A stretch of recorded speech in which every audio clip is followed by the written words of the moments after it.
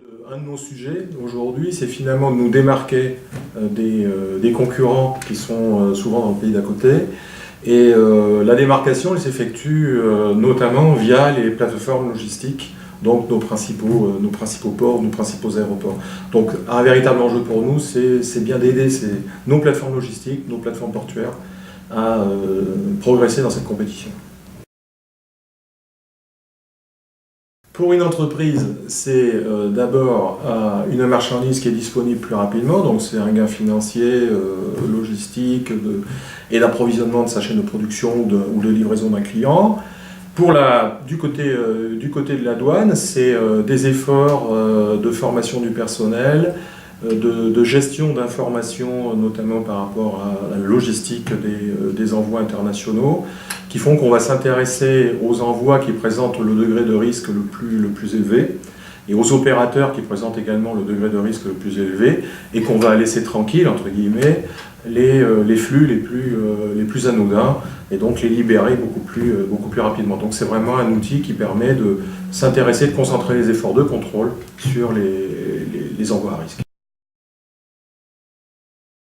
Le gouvernement a fait de la compétitivité des entreprises à l'international un véritable enjeu, et notamment des petites et moyennes entreprises. Les grandes entreprises, c'est pas tellement, elles sont depuis longtemps à l'export, à l'international. Donc le sujet, c'est comment amener plutôt les petites et moyennes entreprises donc à l'export.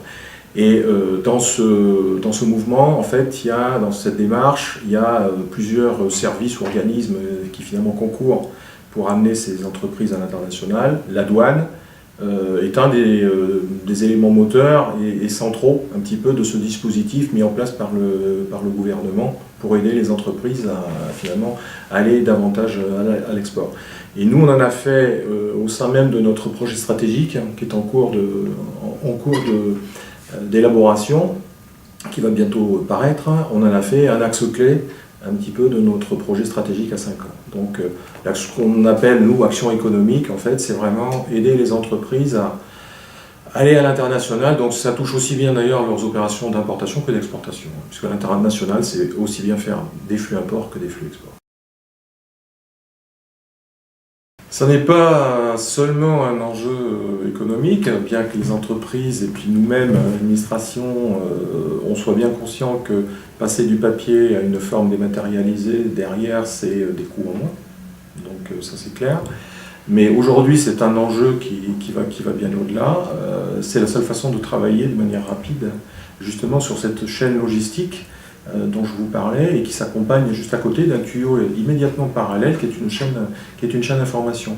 Et se transmettre du papier, c'est se transmettre des informations peut-être qui ont été manipulées, qui ont été modifiées, donc dont la certitude est moindre, alors que sur une chaîne qui est complètement dématérialisée et avec des systèmes de signature électronique, ou en tout cas de confiance dans les échanges d'informations, on arrive à avoir la certitude entre les différents acteurs qui interviennent sur cette chaîne de données, que l'information que l'on a est la bonne, quoi, et qu'on peut travailler en toute confiance dessus. Donc pour nous, c'est un véritable enjeu de travail, au-delà de l'enjeu de coût, puisqu'on n'a plus de questions de saisie ou faites à partir de papier, quoi. L'objectif avec Aropa, c'est de pouvoir accompagner réglementairement les entreprises, alors majoritairement, on va dire en Île-de-France, qui souhaitent en fait utiliser un des ports, notamment le port du Havre, qui est le débouché naturel sur la mer du Nord. Bon.